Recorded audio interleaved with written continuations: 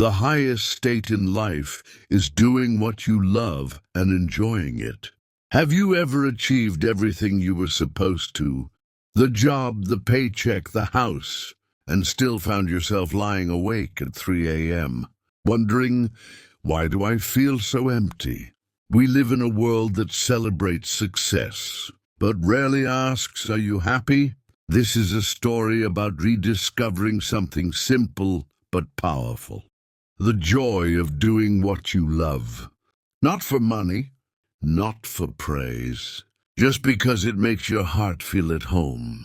Because in the end, the highest state in life isn't winning. It's doing what you love and enjoying every moment of it. Chapter 1. The moment he woke up. It was 3 a.m., and the world outside was completely silent. Wu lay in bed, wide awake, heart pounding. It was the 9th night in a row he had woken up like this. Like a broken machine jolted by something other than an alarm clock. Anxiety.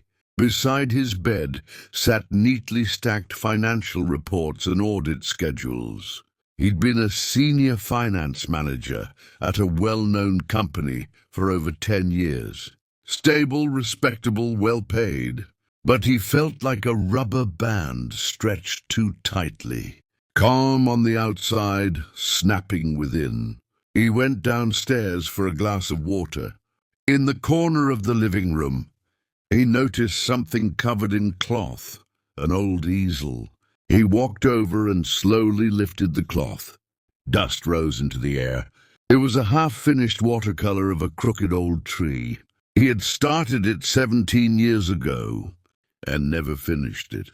Chapter 2. The passion he left behind. Wu used to be good at painting. In middle school, he even won a citywide art competition. His high school art teacher suggested he apply to an art academy, but his father had said, you can't eat with a paintbrush. Be realistic. So he listened. He studied accounting, got certified, landed a job at a major company. He bought an apartment by 30, became a department manager by 35.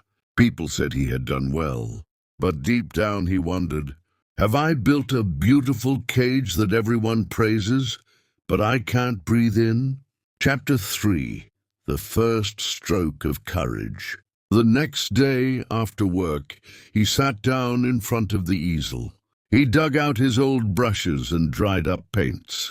He blended what was left and began painting, slow, unsure strokes on the old paper. The painting wasn't good. His hand was stiff, his colors clashed. But halfway through, he noticed something.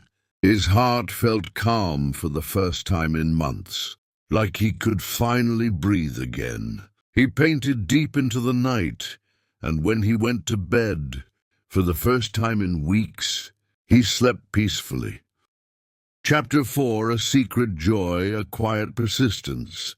From that night on, Wu began painting in secret. Work by day, painting by night. While others worked late, so did he, but for himself. While others watched TV, he sat quietly with his brushes. He watched online art tutorials, joined a watercolor course, and slowly filled sketchbooks with pieces of his quiet world. His wife noticed. Didn't you used to say painting was useless? He smiled. Back then, I said that because I was afraid to hope. Now I just don't want to forget who I really am. Chapter 5. Anonymous likes and gentle validation. After 6 months, he opened a social media account anonymously. At first, no one noticed. He didn't mind. Then he began painting everyday moments.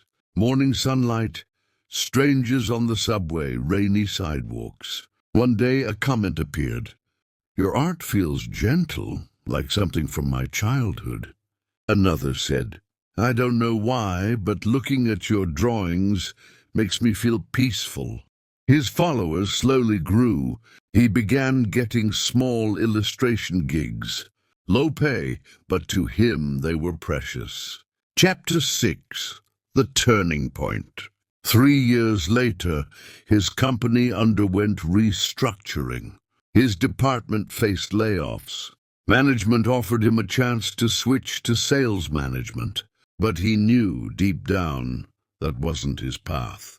That night, sitting in front of his now well-worn easel, he looked at a blank sheet of paper and asked himself, if I had to choose today, would I go back to a life I don't love, or move forward towards something that finally feels real? He chose the latter. Chapter 7. A New Beginning. Wu left his job and began working as a freelance illustrator. He took commissions, taught online art classes, and even held a small local exhibition. His income wasn't what it used to be, but he woke up without dread. He thought about colors and shadows, not spreadsheets and deadlines. His wife said, "You earn less now, but you smile more." He held her hand and said, "Money can come back, but time doesn't wait." Chapter 8. Confucius and the Joy of Doing What You Love. Confucius once said, "Those who understand something are not as good as those who enjoy it, and those who enjoy it are not as good as those who take joy in doing it." In other words, knowledge is good, interest is better, but joy in the doing itself, that's the highest state. Many people know a lot. Some even like what they do, but very few find deep joy in the doing. Wu was one of the few. He didn't become rich or famous, but every quiet moment, every gentle brushstroke made him feel whole. Chapter 9. What do you truly enjoy? In today's world, we're told to hustle, optimize, and succeed. But don't forget, you're not a machine. You have longings. You have dreams. You have an inner voice. Ask yourself, what do I truly love? What activity makes me feel most alive? When do I feel like I'm finally myself? You don't need to quit your job tomorrow. You just need to start. Even with 15 minutes a day, make space for what matters to your soul. Final chapter. Life isn't about winning, it's about smiling until the end. Doing what you love may not bring instant success, but it brings you something better. A life where your heart is calm and your soul is alive. People may not understand you. They may say, "You're too idealistic." But you're not escaping life, you're finally living it. You're not trying to prove anything. You're trying not to lose yourself. So may you find what brings you quiet joy, even if no one else sees it, even if it's just you, a desk, and a brush. Because the highest state isn't being rich or admired. It's doing what you love and finding joy in every moment of it.